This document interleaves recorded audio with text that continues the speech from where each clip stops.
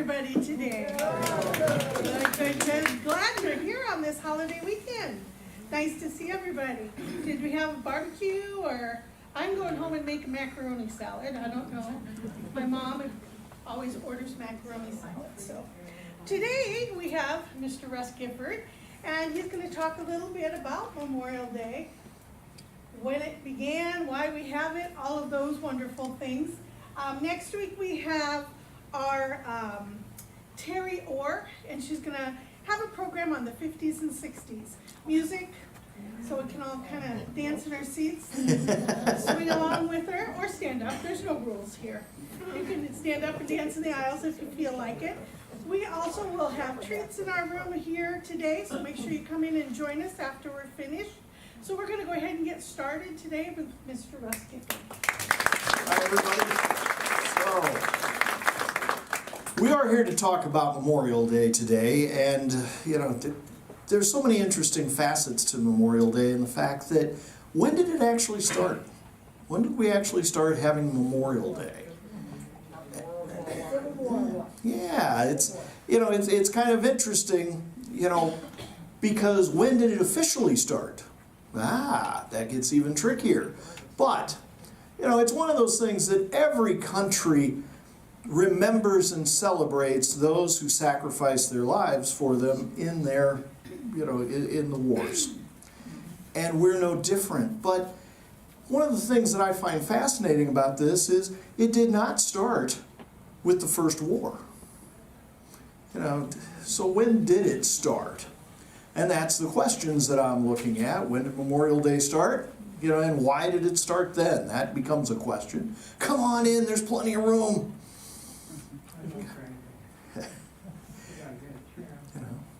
So, and how did we get from Decoration Day to Memorial Day? And is this important to our history? I say, why is it important to our history? But is it? Does it matter? So those are the things I'm looking at covering. Does that sound like the program you wanted to hear? Do you have any other questions about Memorial Day that you were hoping to find out about? Okay. By the way, this is it's not like TV. I can actually see and hear you as long as I'm not looking into the lights. So if you have something, have a question or something, go ahead, please ask. So, the question is, we had a war to start this country. Did we start Memorial Day right after that? And the answer is no. Really, after the Revolutionary War, we didn't have time. We weren't looking to do anything like that. There was no time for memorializing the events. We went straight into the celebration. In fact, for monuments, the Bunker Hill Monument is about the only one we got out of that war. And it got stuck up there in an area, I don't know how many of you have been to it, but it gets stuck up there in an area that by the time you find it, you're going, really, is this where this is supposed to be? I'm not sure here. It doesn't look like I'm really in the right spot. So, how about the War of 1812? We had another war, right? They weren't talking about the War of 1812 if they could help it. Again, we got a couple of monuments to a couple of battles. And of course, the prominent battle being the one for New Orleans. But for most part, Americans did not want to talk about the War of 1812. If you think about it, all the things that they started with, all the ideas, we were going to take over Canada and everything else, that all kind of went away really fast, didn't it? When they they couldn't even get across the river half the time. So, now an interesting thing to think about, and this kind of plays into a little bit of our issue with what we're going to talk about today, celebrating Memorial Day. The Star-Spangled Banner itself as our national anthem doesn't even come into use until 1931. But it was written during the War of 1812 in 1814, right? So, did Memorial Day start in 1967? You'll sometimes catch a couple trivia shows that they'll tell you that's when it started, because that's one of the first presidential proclamations announcing it. And I'm going to read this to you because this is what the proclamation actually had to say in 1967. The reverent tribute on this Memorial Day, 1967, we salute the gallant men of our country who have served us and still serve us so nobly and selflessly in defense of freedom. We can never repay their sacrifices. Our honored dead sleep in hallowed ground on 5 continents. The debt we owe them, and that our children will owe for generations to come, is beyond measure. All true, right?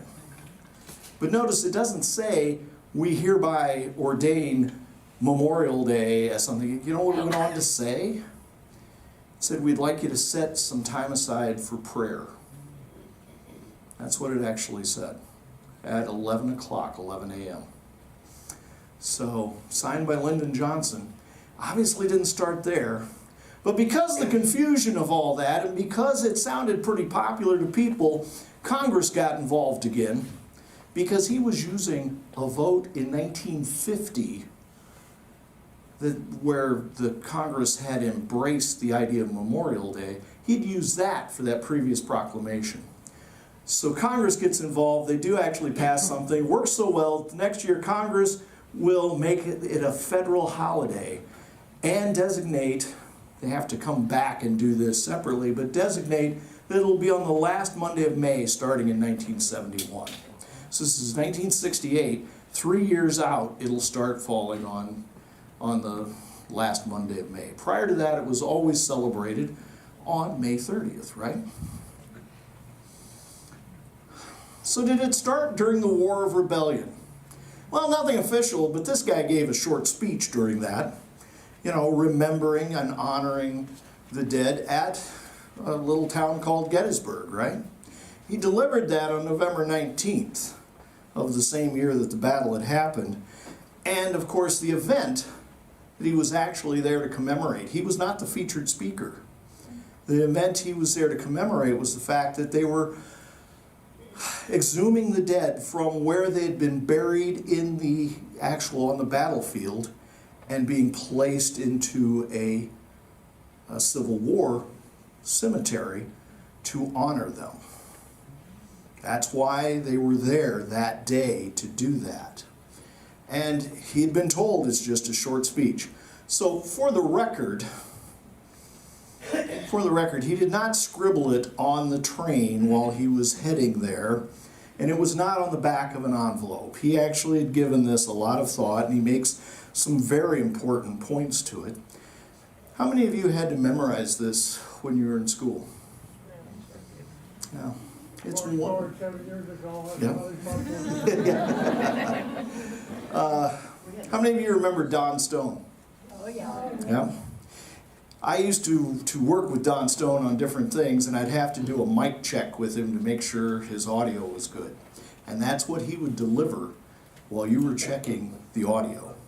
He would do the Gettysburg Address. And let me tell you, he does a great job with it. So, yeah. But just so you know, if you go look in the newspapers,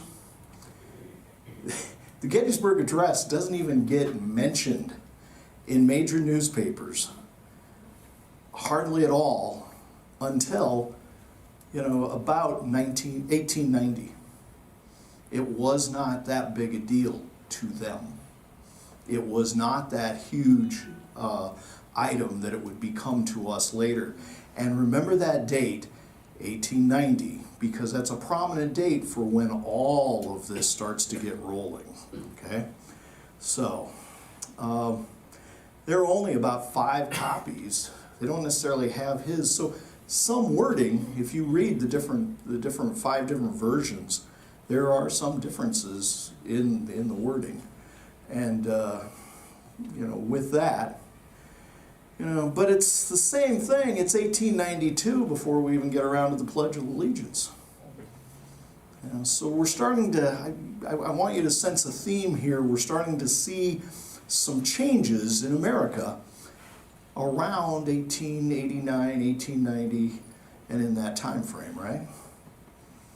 So, by the way, the Pledge of Allegiance was originally called the Flag Pledge, and it was created in honor of the anniversary of Columbus Day. They were going to celebrate Columbus Day. So that's how it... So it originally said "my flag," instead of the flag of the United States of America. So all of these are kind of tied together. It's true for Memorial Day. Here's the thing about Memorial Day that we should really remember. This is actually a day that was not given to us, quote unquote, by the legislature. This was a day that the people ordained as the day to remember those they had lost. That's kind of an important thing, isn't it? It's subtle in the fact that, of course, we want to believe that our legislature represents us. My point being, it began as local personal events. It made, almost all of them were tied to a reminder to go out and decorate the graves, to show that you remember, those who gave up their lives so that you could continue to have this country. Which is another way of saying that it really began toward the end of the war between the states. And remember, at the time of the war between the states, it was not called the Civil War. At best, it was called the War of Rebellion. There was nothing civil about it. The concept was that it was a terrible war, and everyone involved knew that. It would involve more people than any war we've had since, as far as percentage of the population. And because of that, that's why this is, it is that event that will drive this becoming a national holiday. To memorialize those that gave up their lives. As I said, number of people in service are deployed for the Civil War. Of course, since you have both sides encapsulated in this, we're talking 3.2 million people. Look at how that compares to all the previous wars. That's greater than 10 times the largest before that. That's more than all of the previous ones put together by an order of what? Another 5 times that?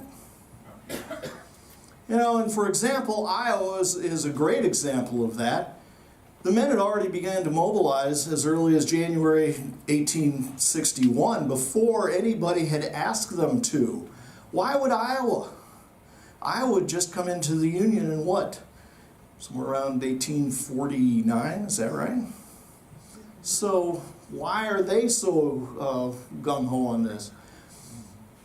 This is a quote from a letter by Mark Trumbull. He was visiting Washington, D.C., and this was before the war. And he wrote back because he saw a group of black people, including women and children, in chains. And he followed them to see what was up. And he would follow them, and they were heading, of course, to the slave auction. And that lot of fellow Christians brought, on average, about $6 a pound. There was outrage involved.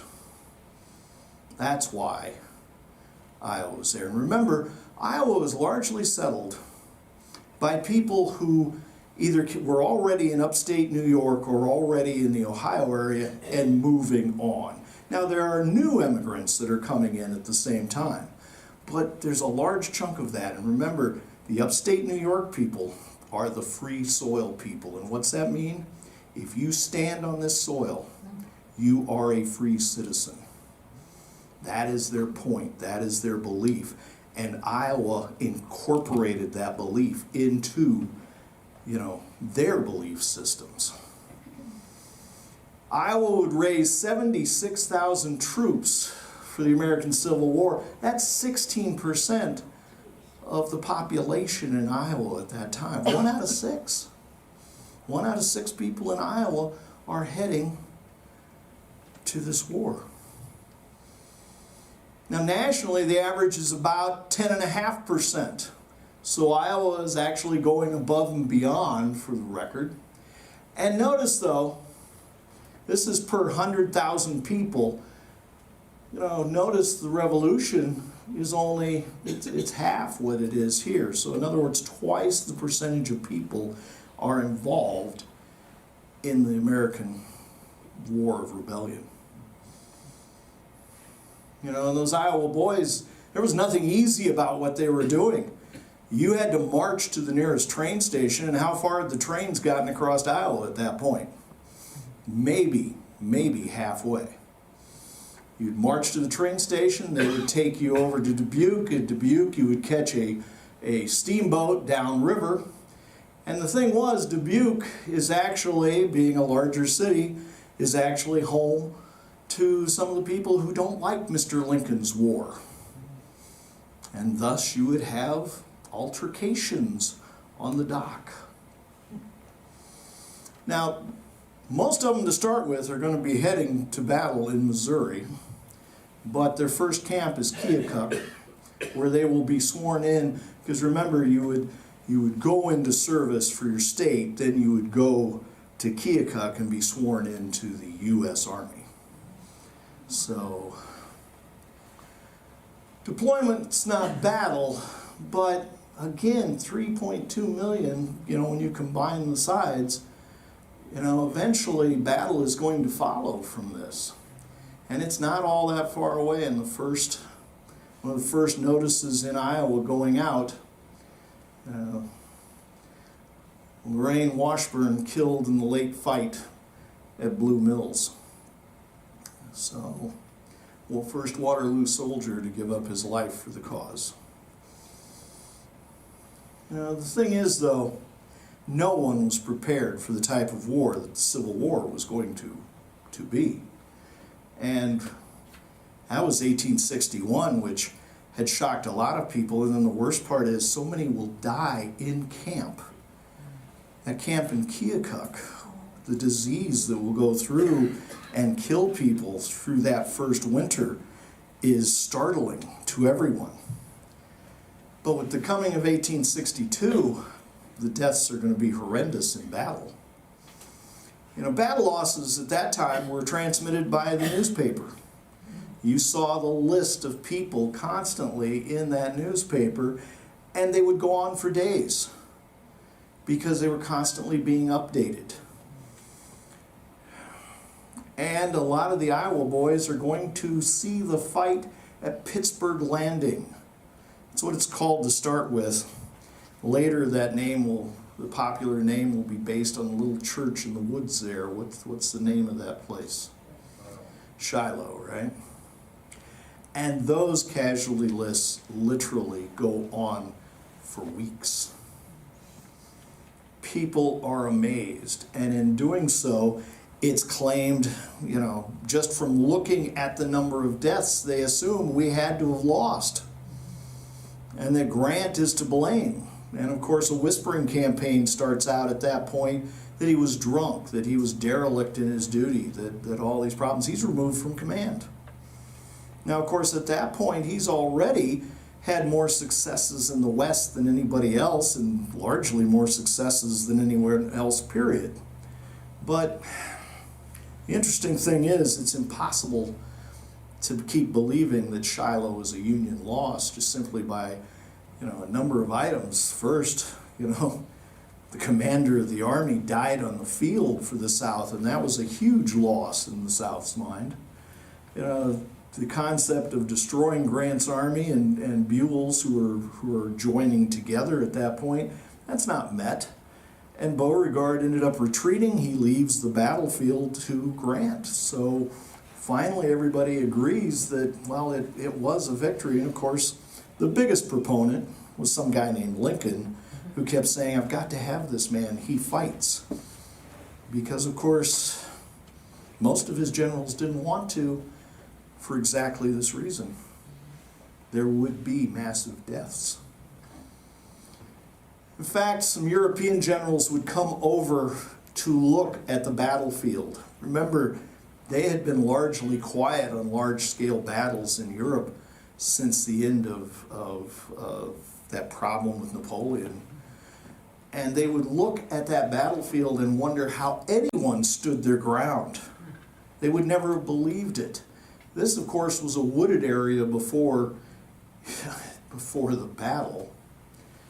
And, you know, speaking of Napoleon, as many men fell at Shiloh as Napoleon's Battle of Waterloo almost 50 years before.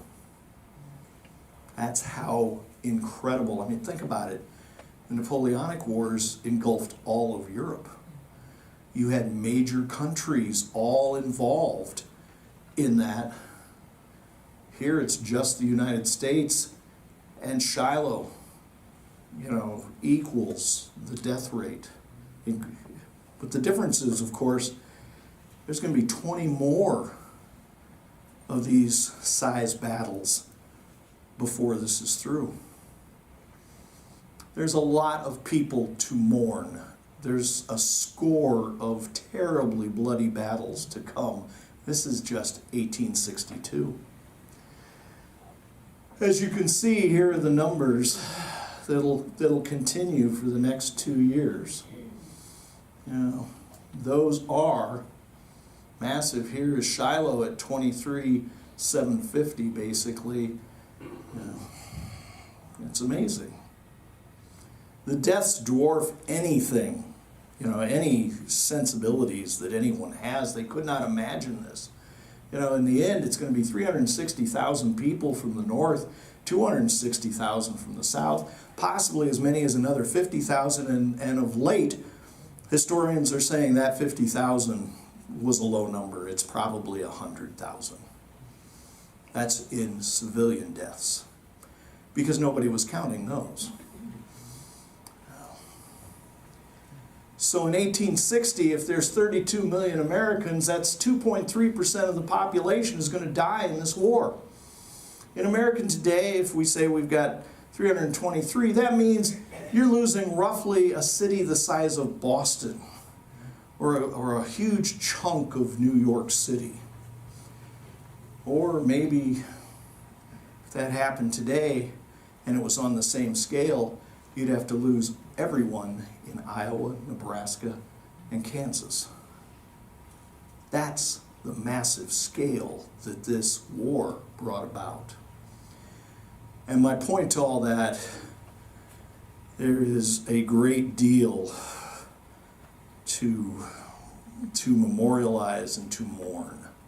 And beyond that, realize the wounded, and those are people who will probably never come back. Out of people that fought in the war, we're saying you lost 20 to 25% of all the people who went to war. Not counting the wounds, just the deaths. So, as the war is ending, really in the last year, as the war ends and right afterwards, north and south, people are starting to mourn their dead already. They are starting to look upon these cemeteries that they are putting together and realizing how many people are gone. Upstate New York will claim honors for really being the originator of what we now consider Memorial Day. And we'll talk a little bit about that. It's a city called Waterloo, ironically. And what they had done was they had decided you need to go out, you need to, put flowers on these graves. That's what Decoration Day was all about. Why was it always in the spring? That's when the flowers were available, right? But they went beyond that in upstate New York. They said, we really ought to honor these folks. We really ought to consider this. They decorated the entire town with flags at half-staff. They draped evergreens and put mourning black on the buildings. They had bunting everywhere.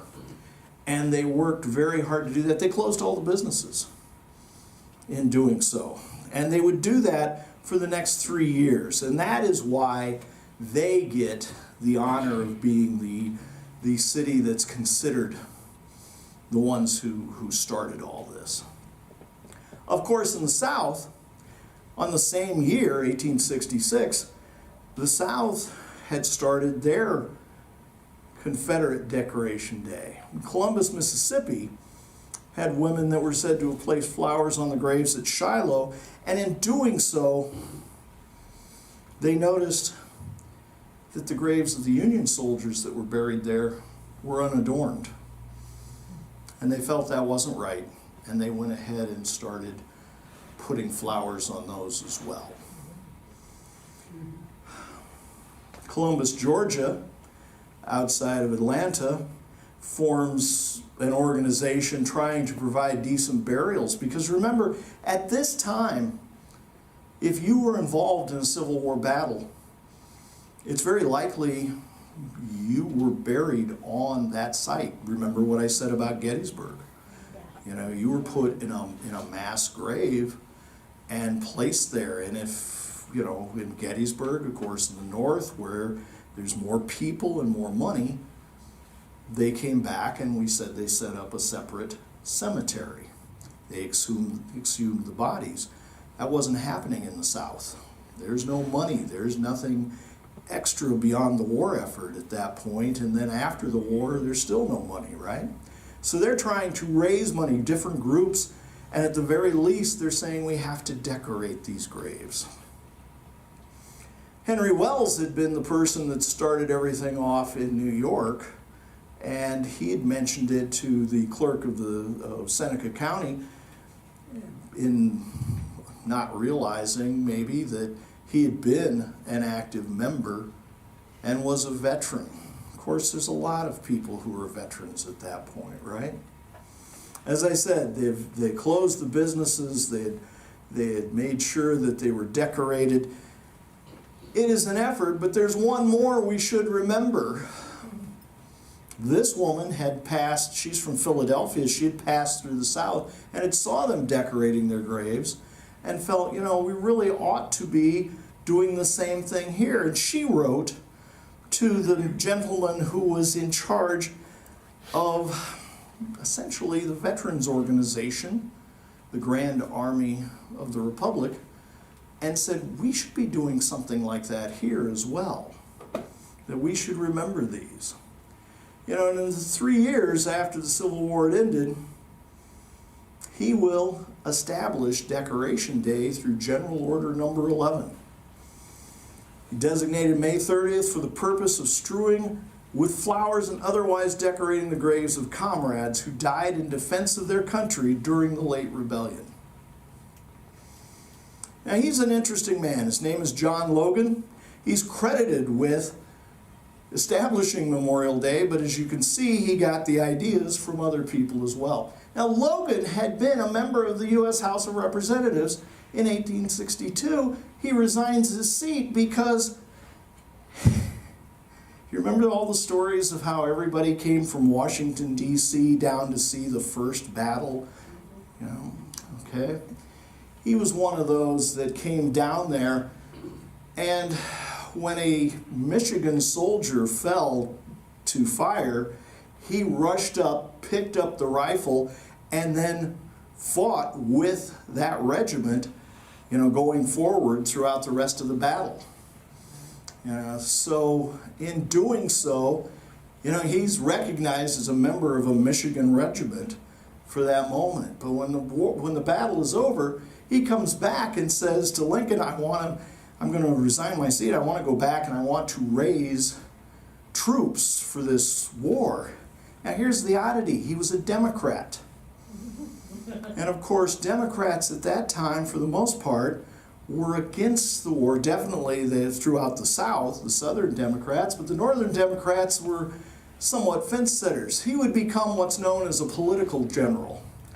Those are the people that get appointed to an officer's position more or less as a diplomatic method to try to bring them along and bring their friends along to support this war.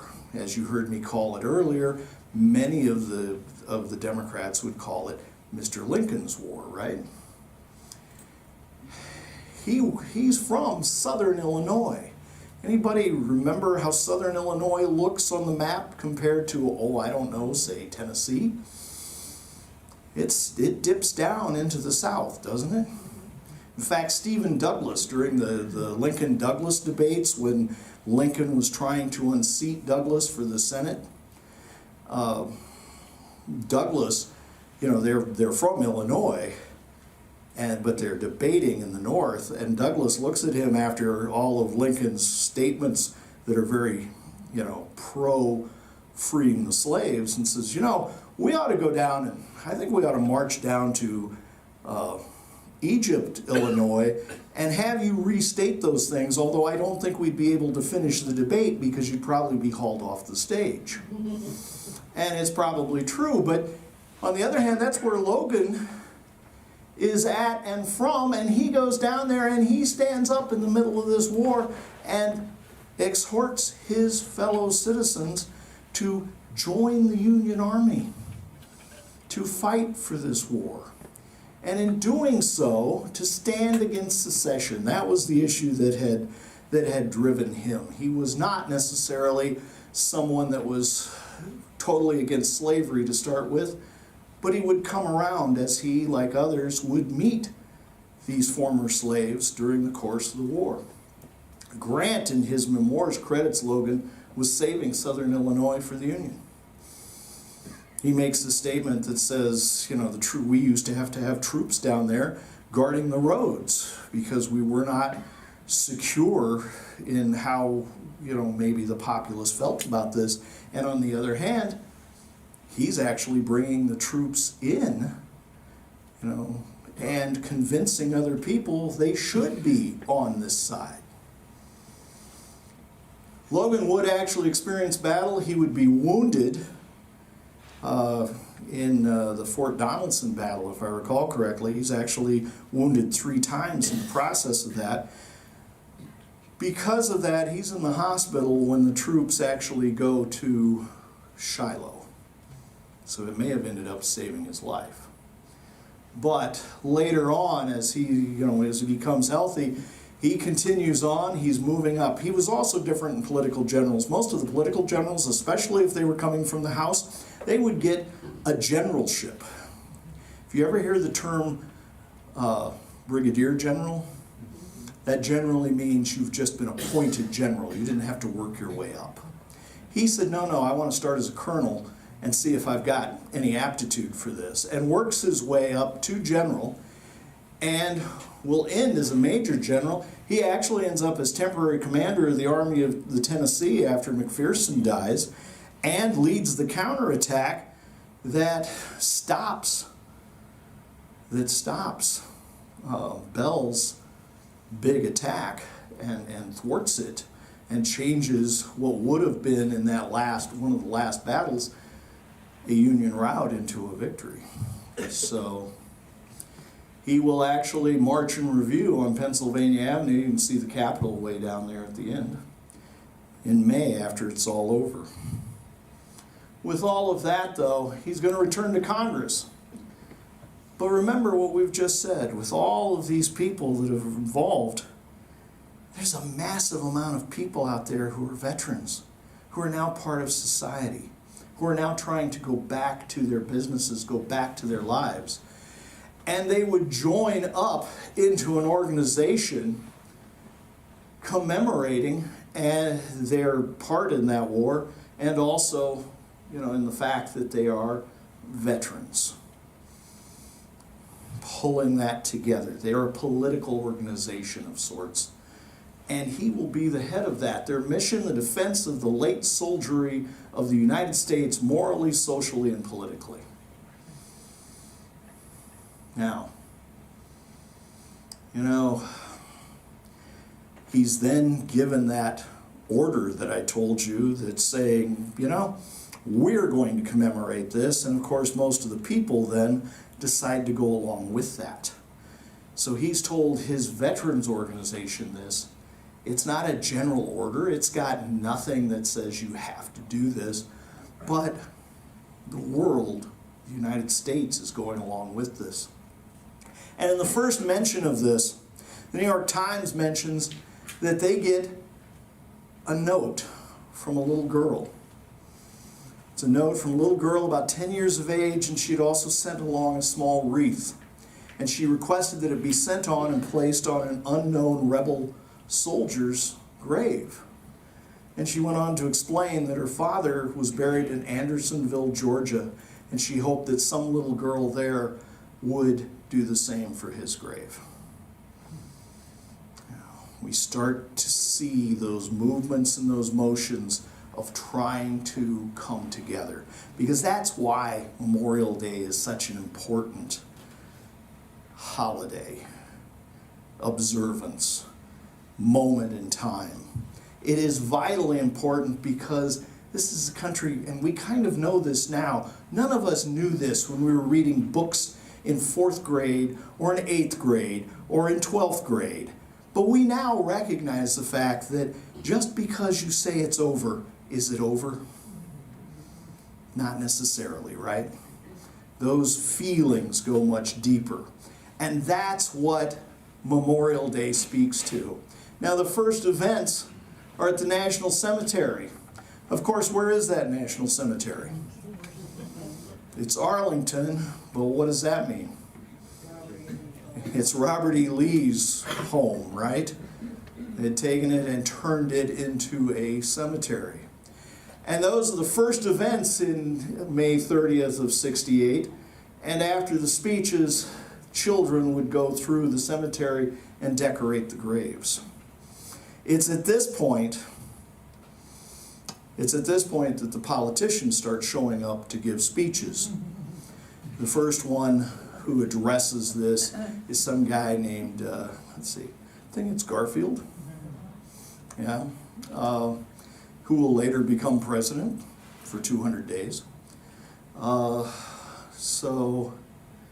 as time marches on, you know, this political organization continues, and it continues moving forward. This is up at from the Rochester Museum in Rochester, New York. I spent a lot of time up there as well. I first started getting interested in this because I was passing through Waterloo, New York, and here's this little sign saying this is the home of the birthplace of the Memorial Day. Of course, I was positive I'd seen a sign just like that about 2 towns over, and I knew I'd seen some signs like that in the South. So you start doing this research to try and find out, and you uncover all these fascinating things of how powerful, the Grand Army of the Republic was. The change that starts happening is somewhere around, remember I said 1890, remember 1888 is the 25th anniversary of Gettysburg. Both sides are invited. Remember, at this point, you're still not allowed to put you're not allowed to put Confederate monuments up in this national park at this point, even it's 25 years later. The magazine, one magazine would go on to say, they say there's 30,000 people there, and there probably is, and the magazine notes that the unique and striking feature of the Gettysburg 25th reunion was the fraternal assemblage of men who had, on the same field, fought each other to the death for principles incapable of reconciliation. How many of you had heard that story? We'd all heard that, right? That as the time goes on, the men start coming together. Here's the one sour note on that. There's only about 300 Confederates that are at this reunion. Okay. But because of this belief and the story that starts coming out of that, more and more will start showing up. And it is somewhat true, especially that last part, that part about recognizing each other for their shared experiences. It's 1917, at least by the research that I've got, that says the South is allowed to put monuments in Gettysburg. That first monument is to Robert E. Lee. But what's happening is people are starting to reconcile only because that Grand Army of the Republic is starting to lose members. They had peaked at 400,000 members. 25 years on, they're dying off. They will last quite a while, but they're still, not as we saw in that previous picture, they're probably not as spry as they had been at previous meetings. This is their parade. I think this is, I don't think it's Chicago, I think this is Detroit in 1914. But of course, new wars come along, right? And that plays into this story as well. As those new wars come along, there's new experiences. The Allied expedition force from, America would suffer 120,000 killed and wounded in just the last 6 weeks of the war. Remember, of course, Europe's experience with it. World War, what we now call World War I, for them, the Great War, really was nothing more than a 5-year experience, a 4-year experience of a machine that created death. That was its byproduct. That's all it did. And the people came to realize that, there's no sense of honor anymore, sense of bravery. The machine gun bullet or a bomb fired 30 miles away, how does that tie in? And there's that idea that it sacrificed vital people. Abstract words such as glory, honor, courage, were obscene beside the concrete names in the villages, the number of roads, the names of rivers, and the numbers of regiments and the dates. Over and over again, every town in Europe had those. America had that as well with the Civil War, but that feeling had been that they had achieved what they had set out to achieve. If you really look at it, exhaustion just took over at the end of World War I. Both, the parties just essentially dropped in their tracks. No one achieved anything. One of the last gasps for the Army of the Republic to get U.S. Highway 6, these new highway things, they're amazing. How many of you have been on Highway 6 across Iowa or Nebraska? Yeah. It's actually the Grand Army of the Republic Highway. Again, much like Lincoln Highway, it's designed to take you completely across the country, right? But we're seeing at this point the people are starting to pass on, and we start seeing more and more pictures like this where you've got the younger children, the aged father, looking at that, remembering his years in uniform, the friends he lost, and things like that. And they're passing down to their children that concept that you have to remember, you have to honor these people. They gave up everything so that you could have this country, so that you could have these freedoms.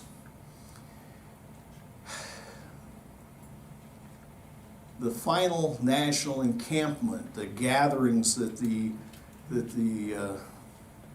Grand Army of the Republic would have would be, I think, 1948. And here's one from the Iowa Department. Provisional Government Department organized July 4th, 1866. Dissolved September 20th, 1949, upon the death of the last department commander and the last Civil War soldier in Iowa, 1949. In the aftermath of the Great War, we've got a creation now of the American Legion, and the addition of tens of thousands of veterans for that from the Great War. And the old anger from the War of Rebellion has been pushed aside. It's cool. You've got the children, and in some cases the grandchildren. And the passing of the majority of the people involved in that fighting changes the dynamic of the discussion. Now, one of the sad aspects of this is, what it also does is it completely loses touch with the idea that other people might have sacrificed too. And those other people, of course, might be the former slaves that had come over, that had organized regiments, that had fought alongside them as well. But as that's happening, We are moving from the concept of Decoration Day, where you're going out and decorating the graves of the people you knew, to passing it along, to your children to remember the events, the people, and what they gave up to be able to be part of this. And at that point, it becomes Memorial Day for real. And as I said, not by legislative enactment, but by general consent of the people. It's 1968 before it's actually enacted as a federal holiday. And of course, as a federal holiday, it is second only to the 4th of July as a patriotic holiday, right? It's still recognized for that, and largely because the facts of the sacrifice are inescapable. Americans sacrificed for the wars. They gave their lives to see their country go forward. Remember what I said about those folks from Iowa. 16%, 1 out of every 6 people saying, no, we're going to fight for this country to go on. It's inescapable. We owe them. We owe them that respect. We owe them the memories that we're even talking about this today. If you do surveys and you talk to some people, there are some that will tell you that the Memorial Day must have something to do with the Indianapolis 500. So it's kind of important that we do discuss where this came from and why. We should guard their graves with sacred vigilance. Let no neglect, no ravages of time testify to the present or the coming generations that we have forgotten as a people the cost of a free and undivided republic. That was John Logan declaring May 30th as the original Decoration Day in 1868.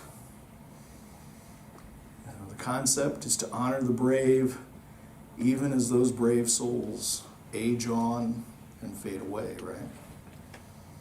So, with that, that is the history of Memorial Day in our country. And you can see Iowa has a great part of that too, doesn't it? So, with that, thoughts, questions, anything? Quick comment. Yes. Iowa raised an African American regiment. In 1964, there were only 1,100 black men in the entire state, and a regiment is 1,000 men. So 1,000 black men volunteered to serve in an Iowa regiment.